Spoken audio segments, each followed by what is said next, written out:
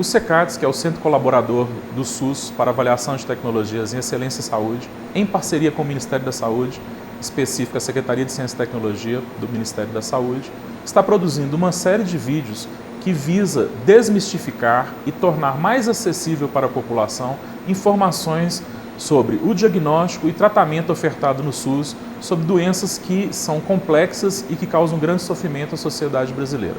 Nós vamos estar mostrando para os pacientes como são diagnosticadas essas doenças no SUS, o que são os protocolos clínicos e para que eles servem, quais são os medicamentos disponíveis e como os pacientes podem obtê-los dentro do Sistema Único de Saúde.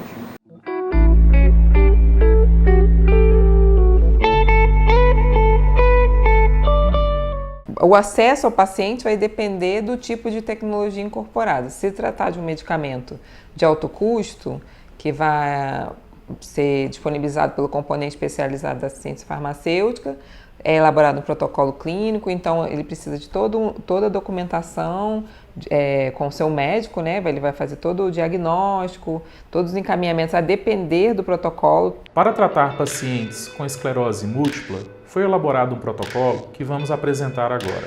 Todo mundo relaciona esclerose com doença de velhos, com a pessoa que não tem memória. Mas a esclerose, na verdade, significa cicatriz. E esclerose múltipla são muitas.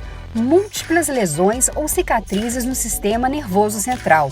Uma doença inflamatória e autoimune, que cria anticorpos que agem contra o próprio organismo. Com isso, os pacientes passam a sentir um formigamento numa perna, alteração do equilíbrio, por exemplo, o paciente começa a andar como se estivesse bêbado, ou a falta de força numa perna, ou a perda de visão, né? Perda súbita da visão, uma lesão no nervo óptico.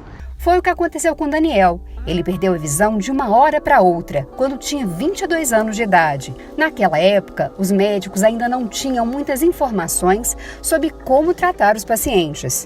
Ele falou assim, você não vai voltar a enxergar esse olho. 3 anos você vai estar numa cadeira de rodas, 5 anos numa cama. Só que no caso dele, a doença não evoluiu, foi bem mais branda. No momento que eu tive o diagnóstico e a dificuldade para andar, já foi de 98 para 2012. A esclerose múltipla atinge principalmente pessoas entre 20 e 50 anos de idade e ocorre 2 vezes mais em mulheres do que em homens. Estima-se que no mundo o número de pessoas vivendo com a doença esteja entre 2 e 2 milhões e meio. Uma das características mais importantes da doença é a imprevisibilidade dos surtos.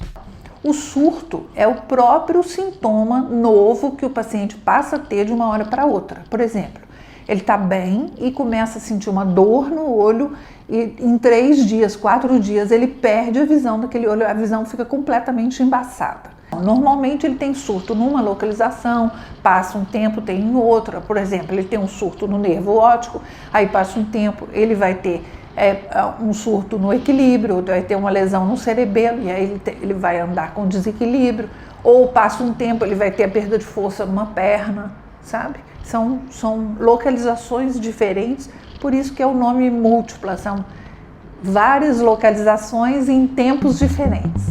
O diagnóstico da esclerose múltipla não é fácil.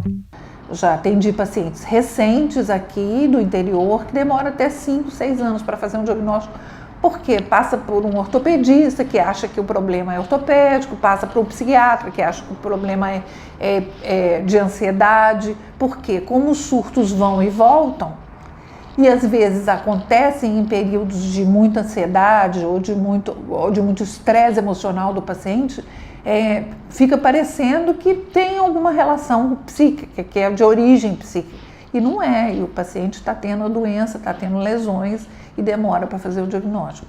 Para ajudar a identificar a doença, os médicos seguem protocolos clínicos e diretrizes terapêuticas e se baseiam em exames laboratoriais e especialmente na ressonância magnética, que aponta essas lesões no sistema nervoso central. Além disso, é preciso verificar se o paciente tem 2 ou mais episódios de surto. separados por um período de no mínimo 1 mês. Após o diagnóstico, os médicos devem acompanhar a evolução da doença e o tratamento é todo oferecido na rede pública de saúde e envolve diferentes profissionais e medicamentos. Nós temos um protocolo de medicamentos, você começa com uma linha de tratamento e se aquela linha não der certo, você passa para outros e o paciente tem que fazer um relatório, né, contando toda a doença, os surtos que ele teve. Para se ter acesso aos medicamentos, o responsável pelo paciente deve procurar o posto de saúde mais perto de sua casa. Deve abrir um processo na Secretaria Estadual de Saúde.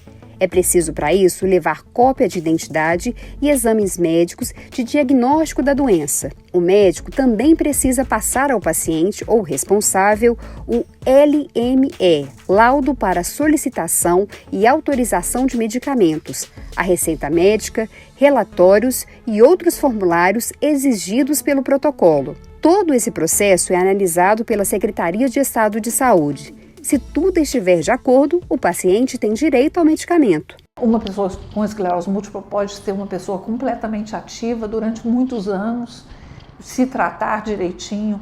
E hoje a gente tem tratamentos que seguram a doença por muito tempo.